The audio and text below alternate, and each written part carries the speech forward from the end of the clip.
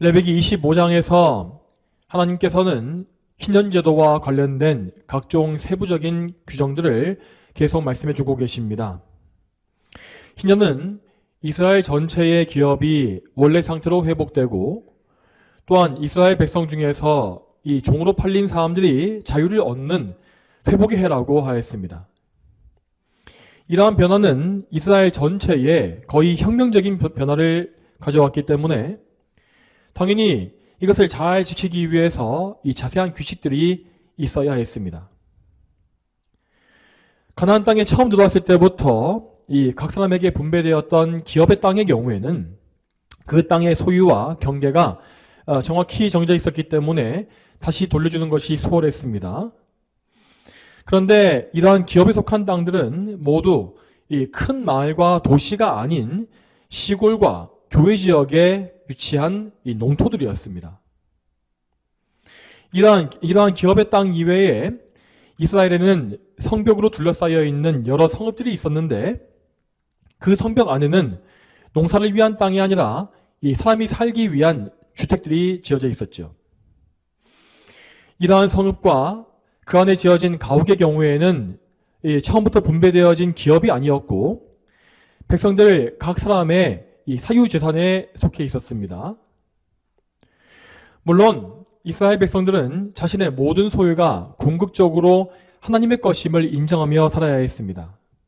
그러나 그와 동시에 하나님은 백성들 각 사람이 열심히 일해서 벌어들인 재산을 인정해 주시고 보호해 주신 것입니다. 자, 그러면 오늘 본문의 내용을 조금씩 살펴보도록 하겠습니다. 오늘 본문은 크게 두 부분으로 나누어서 살펴봐야 합니다. 먼저 첫 번째 부분은 29절부터 31절까지인데, 자, 이 말씀은 일반 백성들이 소유한 성벽 안의 가옥에 대한 율법을 말하고 있습니다. 그리고 두 번째 부분은 32절부터 34절까지 말씀인데, 이 말씀은 일반 백성 이외에 레위 지파의 사람들이 소유한 성벽 안의 가옥과 토지에 대한 율법을 말씀하고 있죠. 그러면 이 중에서 먼저 첫 번째 부분인 29절부터 31절의 본문에 대해서 말씀을 전하겠습니다. 자, 신년이라는 것은 이스라엘에게 최초로 분배되었던 기업의 땅과 관련된 율법이라고 했습니다. 신년을 통해서 하나님은 이스라엘 백성들이 어떤 개인적인 탐욕에 의해서 땅을 독차지하는 것을 방지하셨죠. 아무리 많은 농토를 사 모았다 할지라도 50년에 한 번씩 돌아오는 신년이 되어지면 모든 땅은 다 원래의 기업 주인에게 돌아가야 했습니다. 자, 그런데 이것은 얼핏 듣기에 너무 가난한 사람만 위해주는 규칙처럼 보입니다. 그러나 하나님은 가난한 백성만 위해 주신 것이 아니라 이스라엘의 모든 백성이 이 다툼이 없이 균형 있고 평화롭고 풍족한 생활을 할 수 있도록 최소한의 배려를 해 주신 것이었습니다.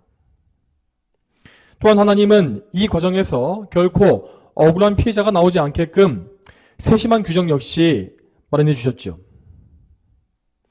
우선 모든 땅의 거래는 단지 일정 기간 동안의 사용권에 대한 가격만 치르도록 되어 있었습니다.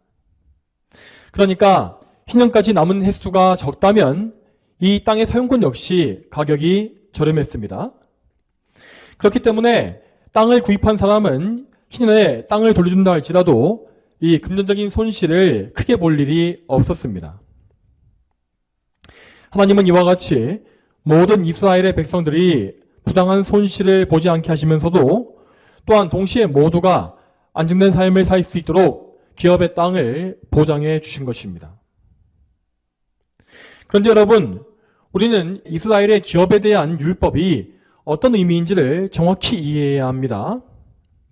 자, 우리가 보았던 바와 같이 이스라엘의 모든 땅은 근본적으로 하나님의 소유이고 또한 모든 사람은 그 땅을 가지는 것이 아니라 잠시 사용할 수 있는 권리만 가지고 있는 것이었습니다. 그런데 오늘날의 어떤 사람들은 이스라엘의 기업에 대한 이 법칙, 토지법을 잘못 이해해서 이 사회주의식의 땅 분배를 주장하는 것을 볼 수가 있습니다. 그들은 구약 이스라엘의 이 토지법과 그 원리를 현대 국가에도 그 제도 가지고 와서 이 모든 토지를 공동의 소유로 만들어야 한다고 주장하고 있는 것입니다. 다시 말해서 이 토지를 공동의 소유로 놓고 그 공동의 소유인 토지에서 나오는 생산물만 각자 가져야 한다는 것이 그들의 주장입니다. 그렇지만 그들의 주장은 전혀 성경적이지가 않고 실제로 실행할 수 없는 잘못된 생각입니다. 이제까지 살펴본 바와 같이 구약의 이스라엘은 다른 어떤 국가와도 비교할 수가 없는 독특한 형태를 가진 나라였습니다. 자, 구약의 이스라엘은 그 자체가 이 땅에 세워진 하나님의 나라였고 그것은 곧 하나님께서 직접 통치하시는 신정국가라고 하였죠. 그런데 이러한 신정국가는 이제까지 인류 역사상 오직 구약의 이스라엘에만 존재한 개념입니다. 여러분, 물론 이스라엘뿐만 아니라 이 세상의 모든 국가들은 다 궁극적으로는 하나님께서 통치하시고 계신 땅입니다. 그러나 하나님은 오직 구약의 이스라엘에게만 하나님의 율법을 주셨고 그 율법에 의해서 이스라엘이 다스려지도록 역사하셨습니다. 이렇게 이스라엘은 그 나라 전체가 왕이신 하나님의 소유였기 때문에 그들의 땅 역시 하나님의 것으로 바쳐진 것입니다. 당연히 이런 신정국가 이스라엘의 토지법은 절대 현대국가에 적용할 수가 없습니다. 왜냐하면 이 세상의 모든 세속 국가들은 구약의 이스라엘과 같은 신정국가가 아니기 때문이죠. 자, 단적인 예로 지금 우리나라 대한민국에서 갑자기 그 대통령이 예수님을 믿게 되어서 모든 땅이 하나님의 소유라고 선포한다면 그것에 대해서 인정하고 복종할 수 있는 사람이 얼마나 되겠습니까? 아마 교회 안에서도 여기에 동의하는 사람은 많지 않을 것입니다. 자, 이런 상황에서, 이러한 세속국가의 상황에서 모든 토지를 공동의 소유로 해야 한다고 주장이 된다면 이것은 결단코 구약의 이스라엘과 같은 제도가 될 수가 없는 것입니다. 결국 이것은 이 토지 공개념과 같은 이 사회주의 체제와 똑같아지는 것이며 현재 저 중공이 그렇게 하는 것처럼 이 모든 토지와 건물을 국가의 소유로 돌리는 것이 되어버립니다. 당연히 이러한 제도는 하나님의 주권을 인정하는 것이 절대 아니고 오히려 모든 사람의 자유를 빼앗는 것에 불과하죠. 사실이 이러한데도 어떤 진보주의 신학자들은 이 레위기의 토지법을 근거로 해서 모든 토지를 공유하는 것이 옳다고 하는 그런 이상한 주장을 펴는 것을 볼 수가 있습니다. 여러분, 그렇지만 이스라엘의 신앙제도는 어디까지나 하나님의 백성, 즉 성도들을 향한 하나님의 특별한 은혜를 보여주는 법입니다. 하나님은 절대 이 제도를 현대 국가에 적용하라고 말씀하신 적이 없습니다. 하나님은 이 제도를 통해서 구약시대에 가난한 성도들을 돌봐주셨고 그 성도들이 살아가는 데 필요한 최소한의 물질을 공급해 주신 것입니다. 다시 말씀드리지만 구약의 이스라엘과 이 세상의 지금 세속 국가들은 결코 독립선상에 놓여있는 같은 국가가 아닙니다. 구약의 이스라엘은 국가이기 이전에 구약시대의 교회로서 신약시대의 교회와 연결되어 있는 것입니다. 따라서 이스라엘의 이 신정국가의 율법 개념을 오늘날의 일반적인 세속국가에 적용하는 것은 비성경적이고 어리석은 생각에 불과합니다. 여러분, 오늘 본문을 통해서 우리가 알아야 할 성경적인 원리는 이렇게 땅을 공유해야 한다는 뜻이 아닙니다. 우리가 알아야 할 것은 모든 사람이 정당한 노동을 통해서 정당한 대가를 얻는 것, 이것입니다. 사람은 자기 일을 스스로 일을 해서 돈을 벌고 생계를 꾸려나가는 성실한 삶을 살아야 합니다. 자, 그것이 바로 우리를 향한 하나님의 뜻입니다. 여러분, 아담의 범죄 이후에 모든 사람은 땀을 흘려 열심히 일을 해야만 살아갈 수가 있는 존재가 되었습니다. 이것은 물론 죄에 대한 형벌로서 주어진 저주였습니다. 그렇지만 동시에 우리가 이렇게 일을 해서 삶을 유지할 수 있다는 것은 우리에 대한 하나님의 크신 은혜를 보여주는 것이기도 합니다. 여러분, 잘 생각해 보시기 바랍니다. 만일 하나님께서 우리 죄인들을 우리가 지은 죄의 대가 그대로 대우하셨다면 우리 모두는 아예 이 땅에서 아무것도 얻지 못했을 것입니다. 여러분, 우리 모두는 이 온 우주의 주권자이시며 영원하신 하나님께 반역한 극악무도한 반역자, 죄인에 불과합니다. 이러한 죄인인 우리가 어떻게 하나님의 영토인 이 지구 위에서 뭔가 좋은 것을 얻기를 기대할 수 있겠습니까? 우리는 사실 우리의 죄를 따지자면 모두 지옥의 저 밑바닥에 들어가서 하나님의 진노와 형벌만을 받고 먹고 마셔야 하는 그런 자들에 불과합니다. 그러므로 우리가 이 땅에서 일을 할 수 있고 그 일을 통해서 살아갈 물질을 얻을 수 있는 이것은 저주가 아니라 우리를 향하신 하나님의 놀라운 긍휼과 인내를 보여주고 있는 것입니다. 여러분, 분명히 하나님은 우리 모두에게 책임감 있고 성실한 삶을 요구하십니다. 이에 대해서 데살로니가 후서 3장 10절부터 12절에 이렇게 나와 있습니다. 신약성경 데살로니가 후서 3장 10절부터 12절 말씀을 같이 한번 보겠습니다. 우리가 너희와 함께 있을 때에도 너희에게 명령하기를 누구든지 일하기 싫어하거든 먹지도 마라 라고 하였다. 우리가 들으니 너희 가운데 어떤 이들은 무질서하게 행하며 아무 일도 하지 않고 일만 만들고 있다고 한다. 이런 이들에게 우리는 주 예수 그리스도 안에서 명령하고 또 권면하니 조용히 일하여 자신의 양식을 먹도록 하여라. 아멘. 자, 이 말씀과 같이 일할 수 있는 능력이 있는 사람들은 마땅히 자기의 일을 통해서 자기 양식을 얻어야 합니다. 그렇게 하지 아니하고 삶을 무질서하게 방치하거나 물질을 함부로 낭비하고 혹은 다른 사람에게 기대어 사는 것은 결코 성경이 말씀하고 있는 올바른 삶이 될 수가 없는 것입니다. 또한 더 나아가서 우리는 국가 제도에 대해서도 지금 현대에 유행하고 있는 좌파식의 지나친 복지제도를 반대해야 합니다.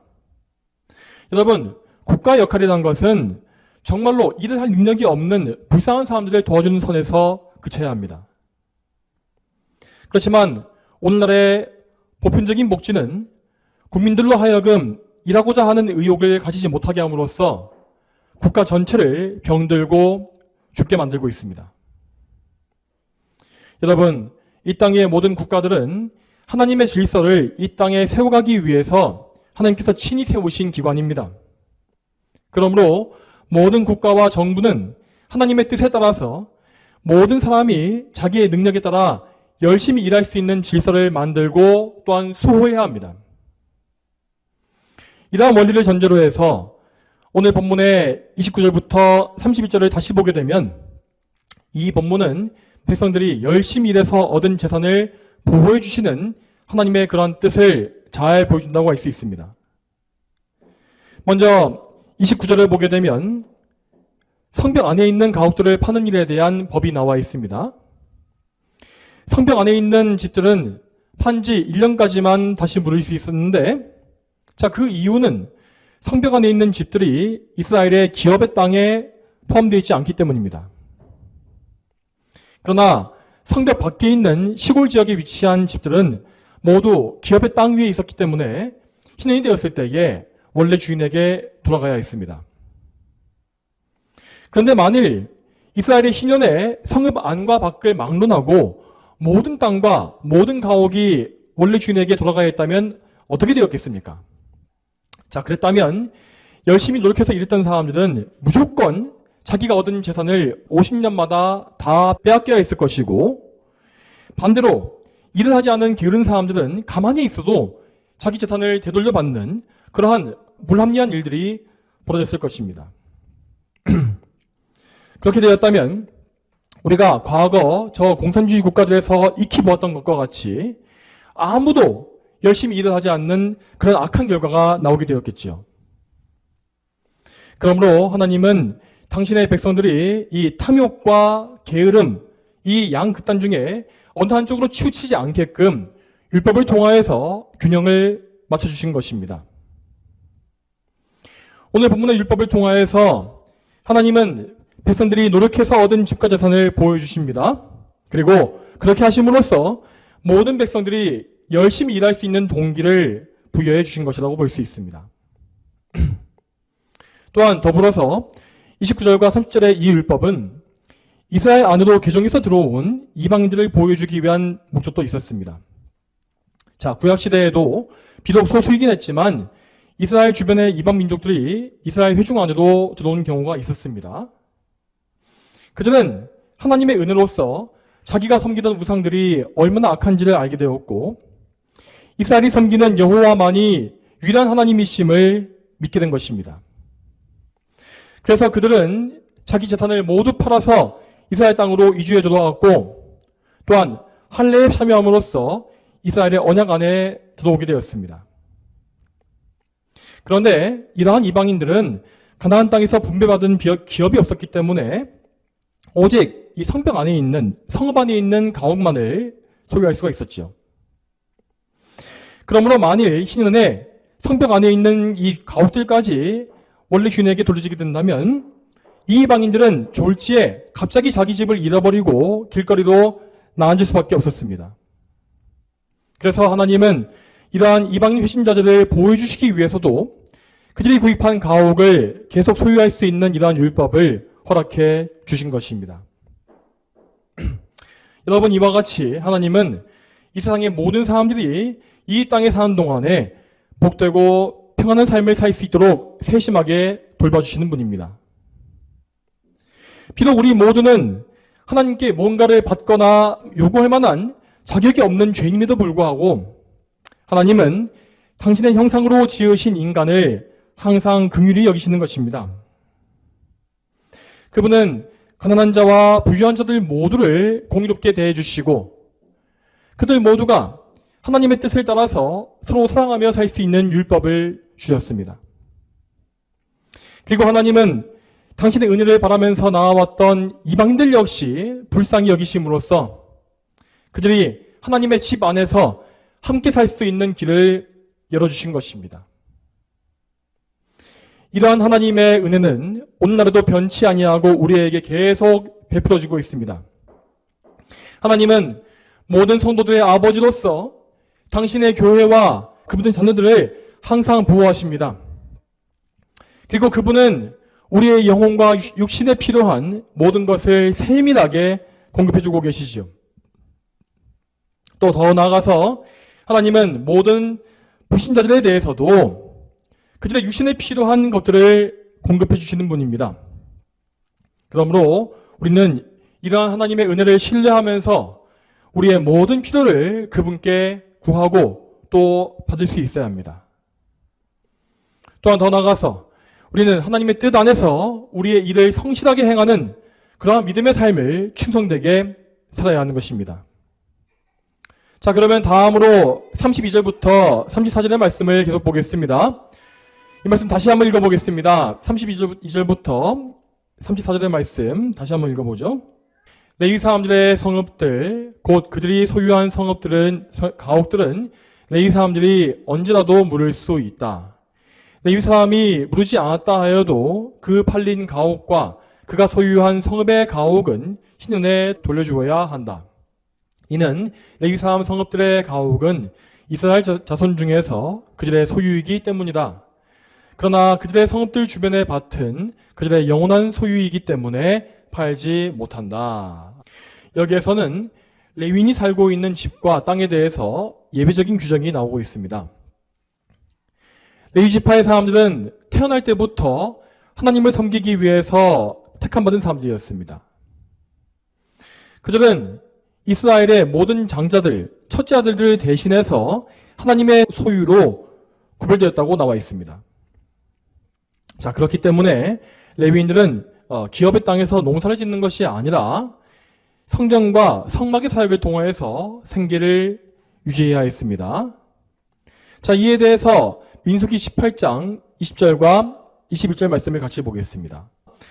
여호와께서 아론에게 말씀하시기를 너는 그들의 땅에서 유업을 얻지 못할 것이고 그들 중에서 어떤 목도 없을 것이다. 내가 이스라엘 자손 중에 가운데 너희 몫이며 너희 유업이다 라고 하셨다. 보아라, 내가 레위 자손에게 그들의 일, 곧 회막에서 섬기는 일에 대한 대가로 이스라엘 자손 가운데 모든 11조를 유업으로 주었다. 아멘. 자, 이 말씀과 같이 레위인들은 다른 지파들과 같은 넓은 기업을 받지 못했다고 하였습니다. 다만 그들은 이 최소한의 생활을 위해서 이스라엘 영토 전역에 흩어져 있는 48개의 성읍만을 받았습니다. 그리고 그 성읍 주위에 있는 작은 목초지가 레위인의 소유로 되어 있었죠. 그런데 이 레위인 성읍 주위의 이 작은 목초지들은 개인의 소유가 아니라 그 성읍에 사는 레위인들의 공동 소유로 되어 있었다고 합니다. 그 공동 소유의 땅이 바로 오늘 본문 34절에 나와 있는 이 성읍들 주변의 밭인 것입니다. 이 땅은 레위인들의 가축을 먹이기 위한 최소한의 공동 목축지였기 때문에 이것은 사거나 팔 수가 없었습니다. 따라서 레위인들이 소유할 수 있었던 것은 오직 성읍 안에 있는 그들의 집, 가옥뿐이었습니다. 이렇게 레위인들은 그들의 생계를 유지하기 위해서 오직 백성들의 11조에만 의지해야 하는 형편에 있었습니다. 만일 백성들이 11조를 온전히 바치지 않게 되면 레위인들은 즉시 자기 몫의 생활비를 얻지 못했죠. 그래서 많은 경우에 레위인들은 궁핍과 부족함에 시달리고 있었고, 심지어 그래서 사역을 포기해버리고 이 소전농의 일을 하거나 아니면 종으로 팔려가는 일도 많았다고 합니다. 하나님은 이러한 레위인들의 처지를 잘 알고 계셨기 때문에 그들의 생활을 보호해 주시기 위한 율법을 정해 주셨습니다. 오늘 이 본문에서도 하나님은 레위인들이 가진 가옥을 언제든지 물을 수 있게 하셨고, 또한 그들이 물을 능력이 없다 할지라도 신령이 되었을 때에 되돌려 받을 수 있게끔 배려해 주셨습니다. 자, 우리는 구약 성경의 레위인들에 대한 율법을 통해서 오늘날 사역자들의 삶이 어떠해야 하는지를 생각해 볼 수 있습니다. 물론 구약시대의 레위인들을 오늘날의 사역자들과 완전히 동일시할 수는 없습니다. 그렇지만 적어도 신약의 사역자들은 하나님을 섬기는 영적 사명에 완전히 헌신됐다는 점에 있어서 레위인과 공통점을 가지고 있습니다. 그런데 구약시대의 레위인들은 오늘날과 달리 단지 구약의 모형과 상징들을 통해서 하나님을 섬기던 사람들입니다. 그들은 예수 그리스도의 복음을 듣지 못했고 단지 예수님을 보여주는 그림자, 모형을 보면서 오실 그리스도를 섬길 뿐이었습니다. 그에 반해서 오늘날의 사역자들은 구약 성경을 완성하신 예수 그리스도를 직접 알고 직접 모시고 있는 사람들입니다. 그들은 이 성전의 제사와 절기를 통해서가 아니라 예수 그리스도의 복음을 선포함으로써 하나님의 사역을 감당합니다. 여러분, 한번 잘 생각해 보시기 바랍니다. 저 구약의 레위인들은 단지 구약의 이 그리스도의 그림자, 모형만을 통해서 사역하던 사람들이었지만 그럼에도 불구하고 자기 생활을 전적으로 그의 사역에만 의지했습니다. 그에 비해서 오늘날의 말씀 사역자들은 그리스도의 복음을 모두 아는 가운데서 그 복음을 선포하는 영광스러운 직분을 맡고 있죠. 그렇다면 이 신약의 사역자들은 얼마나 더 자기의 생활을 하나님께만 의지해야 하겠습니까? 자, 이에 대해서 성경의 말씀을 찾아보겠습니다. 고린도전서 9장 13절과 14절 말씀입니다. 성전에서 일하는 자들은 성전에서 나오는 것을 먹으며 제단을 맡아보는 자들은 제단의 재물을 나누어 가진다는 것을 너희가 알지 못하느냐. 이와 같이 주께서도 복음을 전하는 자들에게 복음으로 살아가라고 명령하셨다. 아멘. 이 말씀과 같이 이 말씀 사역자들은 그들의 주인 되신 그리스도의 복음을 통해서 살아가는 사람들입니다. 말하자면 이 사역자들은 영적인 일을 담으로써 육적인 양식을 얻어야 하는 그런 특별한 유업을 받은 것이라 할 수 있겠습니다. 그들은 그들이 맡은 성도들의 영혼을 먹이기 위해서 영적인 것을 준비해서 나눠주는 사역을 합니다. 그러므로 그들이 맡은 교회의 회중은 그의 사역자를 통하여서 영적인 것을 얻고 그래서 그들에게 영적인 빚을 지게 된 것이죠. 따라서 성도들은 그들이 영적인 것을 받았기 때문에 그들의 육적인 것, 곧 물질을 바침으로써 교회를 섬기고 이 사역자의 생활을 지원하게 되는 것입니다. 자, 여러분, 이러한 질서는 구약시대로부터 지금까지 하나님께서 친히 세워오신 질서입니다. 하나님은 당신께서 세우신 질서와 약속을 반드시 지금도 지켜주실 것입니다. 그렇기 때문에 하나님께로부터 참된 소명을 받은 사역자들은 자기 생활에 대해서 어떤 염려도 할 필요가 없는 것입니다.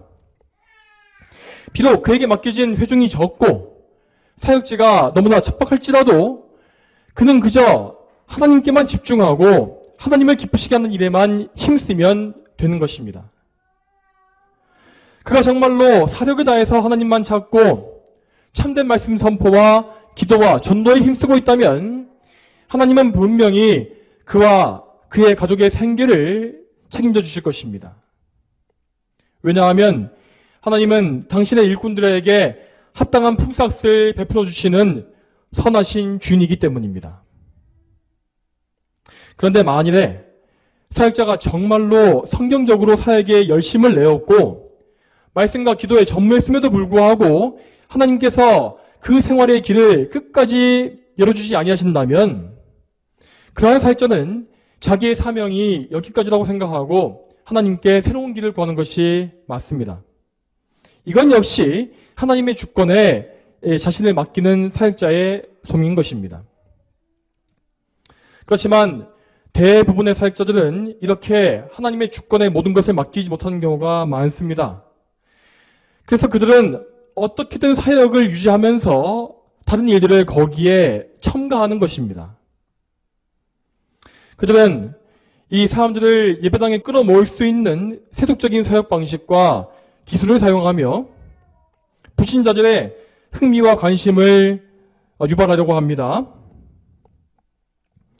또한 요즘 대부분의 사역자들은 목회사역 외에 부업을 정당함으로써 어떻게 해서든 이 생기를 유지하고 목회사역을 유지하려고 하죠. 그들은 자기가 이 부업을 하는 것에 대해서도 이 사도 바울이 천막 만드는 일을 했던 것을 떠올리고 난 것을 볼 수 있습니다. 그렇지만 여러분, 이 사도 바울의 경우는 어떤 이렇게 한 지역 교회를 담당하고 있는 사역자가 아니었고 모든 것을 자비당으로 감당해야 했던 순회 사역자, 그러니까 특수 사역자였습니다. 물론 그는 각 지역에 있는 교회에 헌금을 요구할 수 있었지만 그 당시의 모든 교회들은 워낙에 어려운 형편에 있었다는 것을 우리는 볼 수 있죠. 그래서 바울은 그런 취약한 교회들에게 부담을 주지 않기 위해서 최소한의 생기를 위한 돈을 스스로 마련해야 했던 것입니다. 말하자면 이러한 것은 오직 바울과 같은 특수사역자에게만 해당하는 일입니다.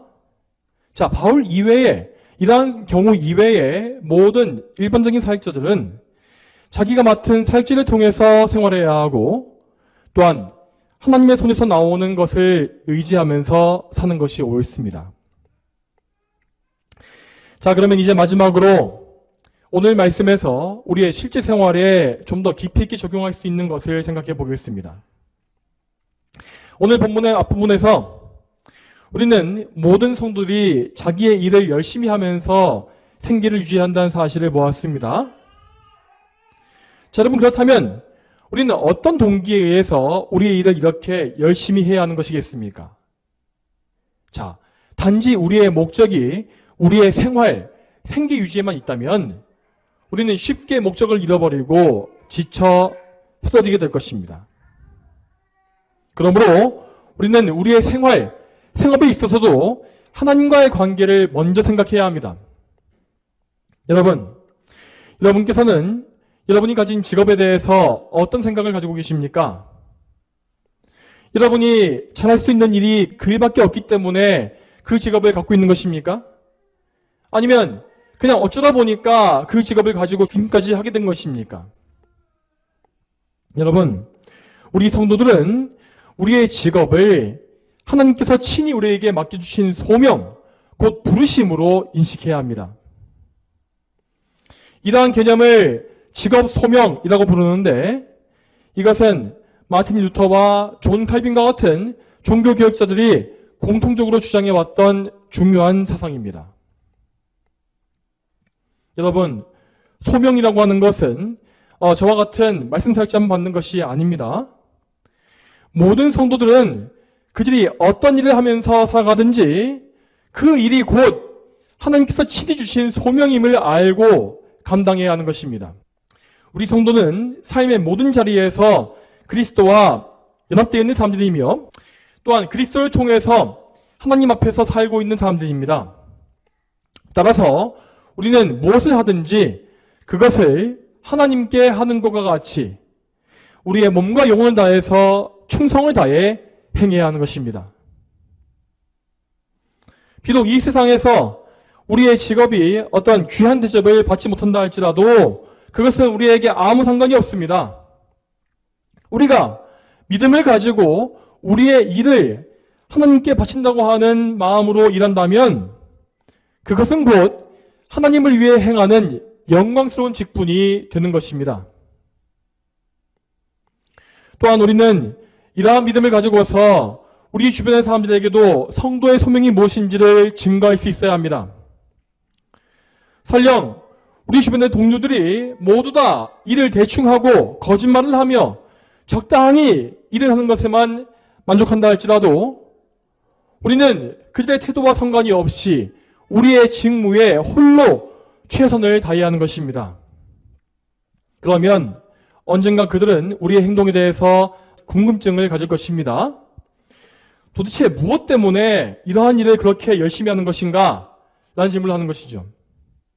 그럴 때에 우리는 우리의 믿음을 증거해야 합니다. 나는 예수 그리스도를 믿는 성도이기 때문에 나의 일을 하나님이 주신 소명이라고 믿는다. 그래서 나는 내 일을 하나님께 바치는 예물로 알고서 충성을 다하는 것이다. 여러분, 성경은 분명히 우리 성도들에게 이러한 자세를 명령하고 계십니다. 이에 대해서 베드로전서 2장 12절 말씀을 같이 보겠습니다. 너희가 이방인 가운데서 행실을 선하게 하여라.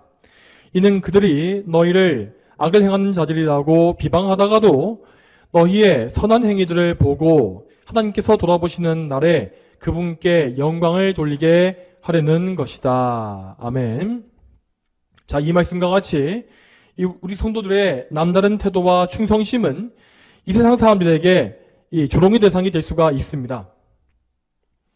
그렇지만 그들은 그러한 조롱을 계속할 수는 없을 것입니다.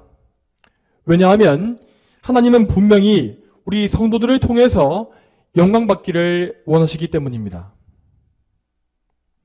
하나님께서 정하신 때가 되면 분명 악한 사람들은 부끄러움을 당하고 성도들은 존귀 여김을 받게 될 것입니다. 그러므로 우리 성도들은 우리 자신을 높이기 위해서가 아니라 오직 하나님을 높이기 위해서 하나님의 영광을 위해서 우리의 직업에 충성을 다하면 되는 것입니다. 이렇게 하나님의 영광을 위해서 충성을 다하게 되면 그것의 부산물로서 열매로서 우리는 우리의 삶에서 성공과 번영을 거두기도 하는 것이죠. 여러분, 이러한 믿음을 가진 성도들은 결코 그들의 성공 자체에 목을 매지 않습니다. 왜냐하면 그들의 목적은 자기의 성공이 아니라 하나님의 영광이기 때문입니다. 성도는 항상 하나님의 영광을 위해서 충성을 다하며 그분께서 주시는 것들에 대해서 만족하며 살 수 있습니다. 혹 설령 하나님께서 그들에게 잠시 실패를 주신다 할지라도 그들은 그것을 자기를 향한 하나님의 사랑이요 연단으로 알고 하나님께 오히려 감사하며 그 시기를 이길 수가 있는 것입니다. 사랑하는 성도 여러분, 오늘 이 말씀을 기억하시고 삶의 모든 것을 하나님께 의지하시기 바랍니다. 또한 여러분에게 주어진 일들을 거룩한 소명으로 믿으시고 언제나 하나님의 영광을 위해서 그 소명에 충성을 다하실 수 있기를 바랍니다. 매일 매순간 여러분의 삶이 예수님을 통하여 하나님께 바쳐진다고 하는 믿음을 가지고 사십시오. 우리 모두는 참으로 우리의 중보자이신 예수님을 통해서 거룩하게 구별되어진 거룩한 성도입니다. 그러므로 우리는 로마서의 말씀과 같이 우리의 전 삶을 그리스도를 통해 하나님께서 기뻐하시는 산 제물로 바치는 그런 삶을 살아야 하는 것입니다. 성도 여러분, 여러분께서 받으신 소명을 그리스도를 통하여서 하나님께 바치십시오. 그러면 하나님은 여러분을 기쁘게 받아주실 것이며 또한 여러분의 영혼과 육신 전체에서 풍성한 열매들을 많이 맺게 해주실 것입니다. 다 함께 기도하겠습니다. 거룩하신 아버지 하나님, 오늘도 레위기의 말씀을 통해서 우리가 우리의 이 삶에서 항상 진력을 다하며 하나님의 소명을 위하여서 충성을 다하는 것이 무엇인지를 보게 하심에 참으로 감사합니다. 우리가 어떠한 소명을 받았든지 간에 우리는 그것을 하나님께서 주신 그 우리의 사명으로 알고 항상 충성을 다하며 또한 하나님께서 우리에게 주실 것들을 기대하며 사는 것을 저희는 믿습니다. 주여, 저희에게 이러한 소명의식을 다 주시길 바라오며 항상 저희가 부지런하게 우리의 삶을 꾸려가며 또 하나님의 영광을 위해서 달려가는 그러한 복되고 경건한 삶을 살 수 있도록 주여 인도하여 주시옵소서. 감사드리며 거룩하신 예수님의 이름으로 기도 올립니다. 아멘.